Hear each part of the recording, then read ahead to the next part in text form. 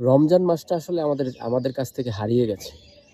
কিভাবে হারিয়ে গেছে দেখেন, আ হিজরি ক্যালেন্ডার যখন থেকে গণনা শুরু হয়, ওইখান থেকে যদি আমি এখন পর্যন্ত ধরি তাহলে ৪৩ বছর প্লাস আপনার এই আ হিজরি ক্যালেন্ডারটা আগায় আছে আপনার সৌর ক্যালেন্ডার থেকে।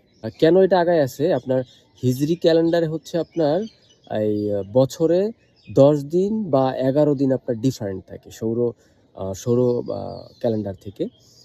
তো এই কারণে আপনার প্রত্যেক ৩৩ বছর পর, পর আপনার হিজরি ক্যালেন্ডারে ১ বছর আগায়া যায় আপনার সৌর ক্যালেন্ডার থেকে। তাহলে এই যে আগায়া গেল, এই যে ১০-১১ দিন যে ব্যবধান, এই ব্যবধানের কারণে কিন্তু আপনার এই যে রমজান মাসটা তার নিজের জায়গায় থাকতে পারতেছে না। মানে রমজান মাসটার অর্থটা হচ্ছে যে প্রচণ্ড উত্তপ্ত মাস। মানে সবচেয়ে গরম যে মাসটা সেটা হচ্ছে আপনার রমজান মাস।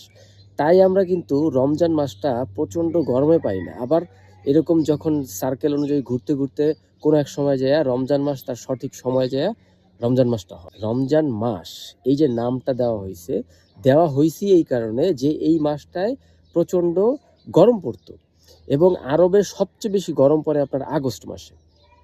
তাহলে এখন কিন্তু আপনি যদি হিজরি ক্যালেন্ডার অনুযায়ী যান তাহলে আপনি এই রমজান মাসের কোনো বৈশিষ্ট্যই খুঁজে পাবেন না। হ্যাঁ? কিন্তু আপনি যদি সৌর ক্যালেন্ডার অনুসরণ করেন তাহলে সৌর ক্যালেন্ডারে কিন্তু আপনার ঋতুর কোনো পরিবর্তন হয় না। আর এই ঋতুর পরিবর্তন আ দেখা গেছে অনেক সময় লাগে। তাহলে এই যে ৪৩ বছর প্লাস আম হিজরি ক্যালেন্ডার যে আগায় গেছে, এইটার কারণেই কিন্তু আমরা রমজান মাস খুঁজে পাচ্ছি না।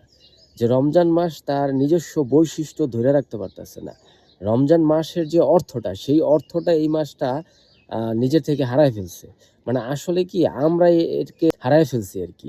কারণ আ ওই যে আমরা হিজরি ক্যালেন্ডারটা নেওয়ার কারণে এই সমস্যাটা হইছে। আর যদি সৌর ক্যালেন্ডারটা যদি আমরা গ্রহণ করতাম, তাহলে কিন্তু এই রমজান মাসই হইতো। মানে প্রচণ্ড উত্তপ্তই হইতো। আ আশা করি মানে বিষয়টা বুঝতে পারছেন যে রমজান মাসটা আমরা কিভাবে হারাইছি।